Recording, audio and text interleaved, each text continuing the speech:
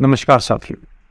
एक बार एक बहुत ही छोटी सी बच्ची को बड़े ही तमीज़ से, बड़े ही सलीके से और बड़े ही मैनर्स के साथ बात करते हुए देखकर उसकी टीचर ने उस बच्चे से पूछा, बेटा आपने इतना मीठा बोलना, इतने अदब के साथ पेश आना कैसे सीखा? तो आपको ये चीज़ें किसने सिखाई? तो बच्चे ने जवाब दिया, किसी ने नहीं सिखाई। मेरे घर में सभी लोग ऐसे ही बातचीत करते हैं। माँ बाप की तरफ से अपने बच्चों को जो सबसे ज़्यादा खास चीज़ मिलती है वो है एक मजबूत बुनियाद।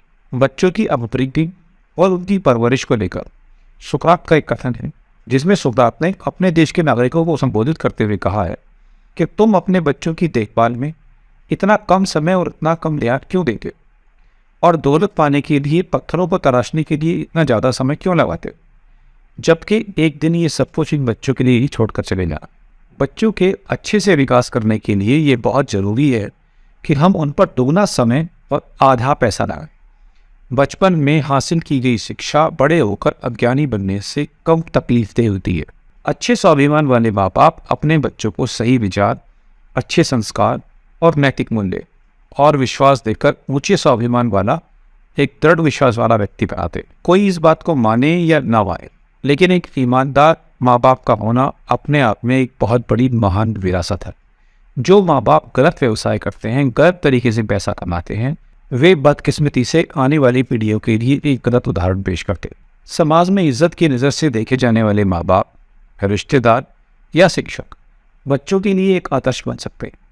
लेकिन आज के समय की सबसे बड़ी समस्या यही है कि हमें ये पता ही नहीं है कि हमारे जो बच्चे हैं वो किसे अपना आदर्श बना रहे हैं। अगर आज की इस मॉडर्न समाज में हम बच्चों की बात करें तो हमें ये देखने को मिलता है कि बहुत सारे बच्चे बड़े उद्दंड हुए हैं। आज के समय में बच्चे उद्दंड क्यों बनते हैं? सबसे पहले हम इस बात पर नज़र डालें। आज जब बात बच्चों की शिक्षा की होती है तो हम अपने बच्चों को क्या सिखाते हैं? हमने बच्चों को सिखाना शुरू कर दिया है कि इस समाज में हर चीज़ बिकाऊ, हर चीज़ की एक कीमत है। यही वजह है कि एक दिन बच्चा ऐसा बन जाता है कि वो अपने ज़मीर को भी बेच देता है। आज कोई भी माँ बाप अपने बच्चों को किसी तरह के भी उसूलों को सिखाने के लिए तैयार नहीं। नैतिक शिक्षा की बात एकदम ज़ीरो हो चुकी है। बच्चे के पास अपने कोई प्रिंसिपल, कोई सिद्धांत नहीं है, इसीलिए वो हर छोटी मोटी बात पर फिसल जाता है। आज हमने अपने बच्चों को ये सिखाना शुरू कर दिया है कि ज़िंदगी में जीतना ही सब कुछ है। तुम्हें जीतना है, हर हाल में जीतना है। कंपटीशन का दौर है और जीतने के लिए आप भाई हुक और बाई क्रूक जैसे मर्जी तरीके अपनाओ, उल्टे सीधे जैसे मर्जी तरीके अपनाओ, लेकिन जीत हासिल करो। यही चीज़ बच्चों ने बहुत गहराई से सीख ली है। आज सोसाइटी में लोगों ने अपने बच्चों की सभी सही और गलत ख्वाहिशों को पूरा करना शुरू कर दिया है। हम अपने बच्चों की हर ज़रूरत पूरी करते हैं, चाहे वो जायज़ हो या नाजायज़। इससे उनके मन में एक बात तो पक्की तरह से बैठ गई है कि उनकी हर ख्वाहिश को पूरा करना माँ बाप का, समाज का और देश का काम। उन्हें हर चीज़ प्लेट में परोसी हुई चाहिए, जिसकी वजह से बच्चे और ज़्यादा उद्दंड होते चले जा रहे हैं। अक्सर परिवारों में ऐसा देखा जाता है कि हम छोटे बच्चों की बदजुबानी पर हंसते हैं। जब बच्चा कोई गलत बात बोल रहा होता है तो हम उस चीज़ को हंसी में टाल देते हैं और खुश होते हैं, और इससे बच्चे को यही मैसेज मिलता है कि वो जो बोल रहा है वो कोई अच्छी बात बोल रहा है, और वो ऐसा बोलकर ज़्यादा खूबसूरत लग रहा है, और वो बड़ी आसानी से दूसरों का ध्यान अपनी तरफ अट्रैक्ट कर पा रहा है। और इसके बाद बच्चे को धीरे धीरे यही आदत पड़नी शुरू हो जाती है। आजकल परिवारों में और स्कूलों में बच्चों को दी जाने वाली मोरल एजुकेशन ऑलमोस्ट ख़त्म हो चुकी है। बच्चों को कोई भी सही गलत बताने वाला नहीं है। ऐसे समय में बच्चे अपने मॉरल्स कहाँ से ले रहे हैं, नैतिक शिक्षा उन्हें कहाँ से मिल रही है? वो सब सोशल मीडिया से इन्फ्लुएंस्ड है। वो बड़े बड़े अधिकारियों से इन्फ्लुएंस हो सकते हैं, वो किसी पड़ोसी से इन्फ्लुएंस हो सकते हैं, वो किसी भी ऐसे आदमी से इन्फ्लुएंस हो जाते हैं जिससे उन्हें इन्फ्लुएंस नहीं होना चाहिए, और उसी को वो लोग अपना आदर्श बना बैठते हैं। और हम लोगों को बात उस समय समझ में आती है जब बात पूरी तरीके से हाथ से निकल जाती है। आज पेरेंट्स ने और स्कूलों ने बच्चों को डायरेक्शंस देना ऑलमोस्ट छोड़ दिया है। हम बच्चों को किसी भी तरह की दिशा, कोई डायरेक्शन देने में नाकामयाब रहे। हम बच्चों को ये नहीं बता पा रहे हैं कि ज़िंदगी में उन्हें बहुत सारे चुनाव करने पड़ेंगे, और हर चुनाव का एक नतीजा होता है जिसको उन्हें पूरी ज़िंदगी भुगतना पड़ेगा। आजकल माँ बाप में एक बहुत बड़ी प्रॉब्लम है। आजकल माँ बाप को इस बात की बड़ी चिंता है कि कहीं उनके बच्चे में कॉम्प्लेक्स ना आ जाए। इस बात को ध्यान में रखते हुए कि कॉम्प्लेक्स ना आ जाए, माँ बाप ने बच्चों को उनके गलत काम पर टोकना छोड़ दिया। बच्चा अगर कोई काम गलत भी कर रहा है तो माँ बाप डर जाते हैं। आप इस बात को कोई माने या ना माने, आज के डेट में एक पेरेंट अपने बच्चों से डरने लगा है। आज जब बच्चा स्कूल से घर वापस लौट कर आता है तो हम देखते हैं कि उसकी बिखरी हुई किताबें, उसके जूते से कपड़े यहाँ वहाँ फैले पड़े रहते हैं और उनको समेटेगा कौन? उसके पेरेंट्स समेटेंगे। इससे बच्चे को एक ही शिक्षा मिलती है कि कैसे अपनी जिम्मेदारियां दूसरों के ऊपर डाली जाए। आज बच्चा सोशल मीडिया से इतना ज़्यादा इन्फ्लुएंस है जिसे शब्दों में बयान नहीं किया जा सकता। वो कहाँ से क्या पढ़ रहा है, कहाँ पर क्या देख रहा है, कहाँ पर क्या सुन रहा है और कैसे अपनी ज़िंदगी गुजार रहा है, इस चीज़ की उसे पूरी मनमानी है। वो पूरी मनमानी करने के लिए फिर छूट मिली हुई है। आज हर बच्चा सोशल मीडिया पर, फेसबुक पर, इंस्टाग्राम पर, व्हाट्सएप पर इतना ज़्यादा समय बिताता है कि वो अपनी पढ़ाई को बहुत पीछे छोड़ देता है। लेकिन किसी भी माँ बाप की इतनी हिम्मत नहीं होती कि वो अपने बच्चे के हाथ से मोबाइल छीन सके। आजकल के बच्चों में फ्रेंड सर्कल का प्रेशर और अपने पीयर ग्रुप का प्रेशर बहुत होता है। हर बच्चा अपने फ्रेंड सर्कल, अपने पीयर ग्रुप में फेमस होने की कोशिश करता है, लोकप्रिय होने की कोशिश करता है, जिसके लिए वो हर तरह की सही या गलत काम करने को तैयार रहता है। लेकिन हमारा ध्यान कभी इस बात की तरफ नहीं जाता है। अक्सर ऐसा देखा जाता है कि पेरेंट्स बच्चों की मौजूदगी में ही आपस में लड़ना शुरू कर देते हैं, गाली गलौज तक देना शुरू कर देते हैं। और जब बच्चा लंबे समय तक इस चीज़ को देखता है तो वो इस चीज़ के लिए इतना ज़्यादा यूज्ड टू हो जाता है कि जब परिवार टूटता है, माँ बाप का डिवोर्स होता है, तो उसे कोई बहुत ज़्यादा हैरानी नहीं होती और इन्हीं चीज़ों के साथ वो बड़ा होता है। पर जब उसकी शादी होती है उसके भी वो वैसे ही अपने कपल्स दोनों आपस में लड़ते झगड़ते हैं और एक दिन फिर उनका भी डिवोर्स होता है और उनके लिए ये बहुत आम बात बन जाती है। आज के टाइम में पेरेंट्स ने बच्चों को मुँह माँ की रकम देनी शुरू कर दी है और हम लोग बच्चों को पैसे की कीमत समझाने में पूरी तरह से नाकामयाब हुए हैं। इसका नतीजा ये हुआ है कि बच्चों को उन मुश्किलों का एहसास ही नहीं है जो पेरेंट्स ने कभी अपनी ज़िंदगी में झेली। उनकी नज़रों में पैसे की कोई अहमियत नहीं है। जो काम 2 रुपये वो खर्च करने से हो सकता है, बच्चे वहाँ 20 रुपये खर्च कर देते, और जो काम 20 रुपये खर्च करने से हो सकता है, बच्चे वहाँ 200 रुपये खर्च करने में बिल्कुल नहीं झिझकते। आजकल पेरेंट को इस बात का भी लगने लगा है कि कहीं हमारा बच्चा निराश ना हो जाए। उसे मनमाना खाना दो, मन चाहे कपड़े पहनने के दो, मन चाहा फ़ोन लेकर दो, ताकि वो कभी भी निराश ना हो। और जब कभी कोई बच्चा गलती करे, पड़ोसी अगर बच्चे की शिकायत लेकर आए या टीचर स्कूल में से बच्चे की शिकायत लेकर जाए, तो 95% पेरेंट्स आज बच्चे की तरफदारी करने में लग जाते हैं, जिससे बच्चे को बहुत ज़्यादा गलत मैसेज जाता है। 2 बहुत ही इंपॉर्टेंट शब्द हैं, एक है अनुशासन और दूसरा है आज़ादी। आजकल अनुशासन का मतलब है कि मेरी आज़ादी का हनन हो रहा है, मेरी आज़ादी छीनी जा रही है। हर बच्चे को ये लगता है कि अगर उसे अनुशासन में रहने के लिए कहा जा रहा है तो उसके लिए डिसिप्लिन मतलब उसकी फ्रीडम का कंप्रोमाइज़। हमें एक बात हमेशा याद रखनी चाहिए कि बच्चे वही सीखते हैं जो वो जीते। अगर बच्चा आलोचना के माहौल में रहता है तो वो निंदा करना सीखता है। अगर बच्चा प्रशंसा के माहौल में रहता है तो वो तारीफ़ करना सीखता है। अगर बच्चा लड़ाई झगड़े के माहौल में रहता है तो वो लड़ना झगड़ना ही सीखता है। अगर बच्चा सहनशीलता के माहौल में रहता है तो वो धैर्य करना सीखता है। अगर बच्चा बेहूदे और खिल्ली उड़ाने वाले माहौल में रहता है तो वो संकोच करना ही सीखता है। अगर बच्चा प्रोत्साहन वाले माहौल में रहता है तो वो आत्मविश्वास सीखता है। अगर बच्चा बेशर्मी के माहौल में रहता है तो वो खुद को दोषी मानना सीख जाता है। अगर बच्चा समर्थन वाले माहौल में रहता है तो वो खुद को पसंद करना सीखता है। अगर बच्चा न्यायसंगत माहौल में रहता है तो वो इंसाफ करना सीखता है। अगर बच्चा सुरक्षा के माहौल में रहता है तो वो भरोसा करना सीखता है। अगर बच्चा सहमति और दोस्ती के माहौल में रहता है तो वो दुनिया में प्यार को ढूंढ लेना सीख जाता है। किसी भी चीज़ से अनजान होना शर्म की बात नहीं है, लेकिन सीखने की इच्छा का ना होना निश्चित रूप से शर्म की बात है। जिन बच्चों को कच्ची उम्र में सच्चाई और ईमानदारी का महत्व समझाया जाता है, आमतौर पर वो कभी भी इस चीज़ को नहीं खोते। ये उनकी ज़िंदगी का एक हिस्सा बन जाता है। हमें ये समझने की ज़रूरत है कि ज़्यादातर छोटे बच्चे अपने बचपन में ही अपने लिए कोई आदर्श बना लेते हैं। वो आदर्श उनके माँ बाप हो सकते हैं, स्कूल में टीचर हो सकते हैं, कोई फिल्म स्टार हो सकता है, कोई बड़ा जज, कोई अधिकारी, कोई नेता हो सकता है।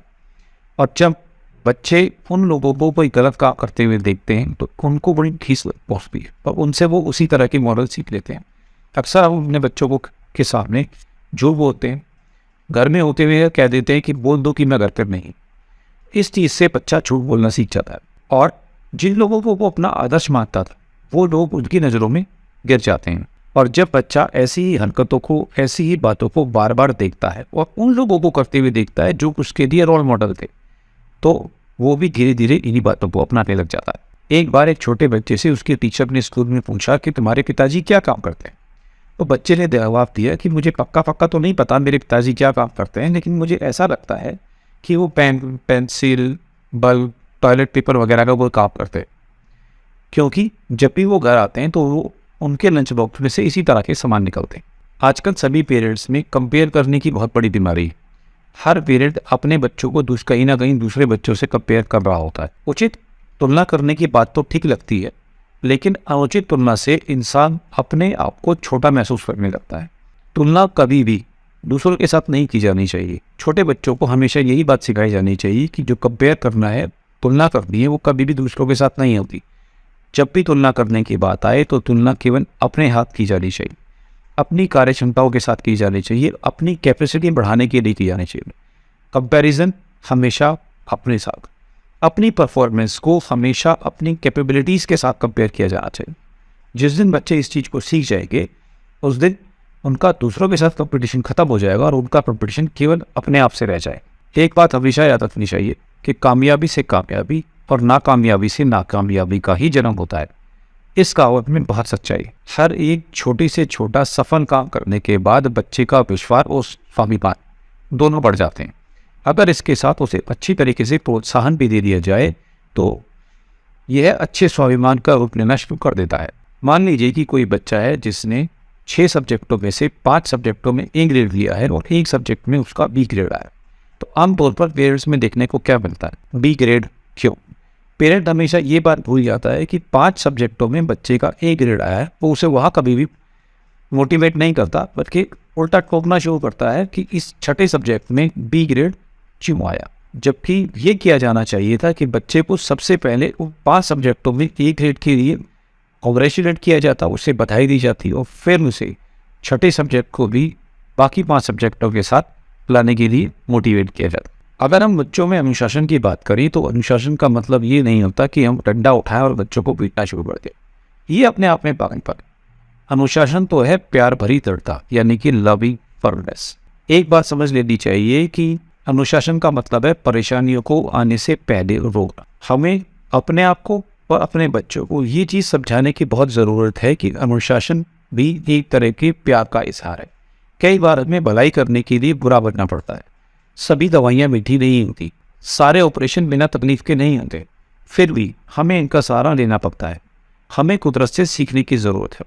तो एक जिराफ जब एक बच्चे को जन्म देता है तो वो उसे खड़े होकर जन्म देता है और बच्चा सीधा जिराफ के पेट से निकलकर जमीन पर गिरता है, उसे चोट भी लग सकती है। उसके बाद जो मादा जिराफ होता है वो घूमकर बच्चे के पीछे जाता है और बच्चे को एक लात मारता है। बच्चे को लात मारने के बाद बच्चा खड़ा हो जाता है, 1-2 कदम चलता है और वो फिर से गिर जाता है। ऐसा होने पर जो माँ जिराफ है वो वापस से बच्चे को एक और लात मारती है ताकि बच्चा खड़ा हो जाए। फिर बच्चा खड़ा होता है और वो चल देता है। 2-4 कदम चलने के बाद वो फिर से गिर जाता है और माँ उसे फिर पीछे जाकर लात मारती है कि वो खड़ा हो जाए। और माँ ऐसा तब तक करती रहती है कि जब तक जिराफ का बच्चा अपने पैरों पर खड़ा होकर चलने ना लग जाए। वो ऐसा क्यों करती है? वो ऐसा इसीलिए करती है क्योंकि वो इस बात को जानती है कि अगर बच्चा अपने पैरों पर खड़ा नहीं हुआ और उसने चलना शुरू नहीं किया, वो अभी के अभी किसी जानवर का शिकार हो जाएगा और मारा जाएगा। तो क्या ये अपने आप में प्यार नहीं? यही अनुशासन है, यही प्यार। अक्सर ऐसा देखा गया है कि प्यार और अनुशासन के माहौल में पलने वाले बच्चे माँ बाप का ज़्यादा आदर करने वाले और कानून का पालन करने वाले अच्छे नागरिक बनते हैं, और इसकी उल्टा भी उतना ही सही है।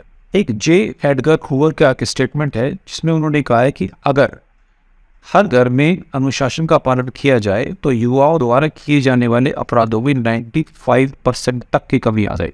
एक बात हमेशा याद रखनी चाहिए कि अच्छे माँ बाप किसी बात को लागू करने के लिए बच्चों की थोड़ी देर रहने वाली नापसंदगी और नाराजगी की बिल्कुल परवाह नहीं करते। इंसान की जो मूल प्रवृत्ति है वो नतीजे की परवाह किए बगैर ही हमें मनमानी करने के लिए उकसाती है, लेकिन आज़ादी मनमानी चीज को भरपूर आनंद उठाने में नहीं बल्कि मन को वश में रखने से मिलती है। परिवार में बच्चों की पसंद और नापसंद को जानना बहुत जरूरी है और उन्हें सही रास्ता चुनने देने का मौका भी दिया जाना चाहिए, लेकिन बगैर गाइडेंस के, बिना किसी मार्गदर्शन के रास्ते चुनना बर्बादी को निमंत्रण देने जैसा है।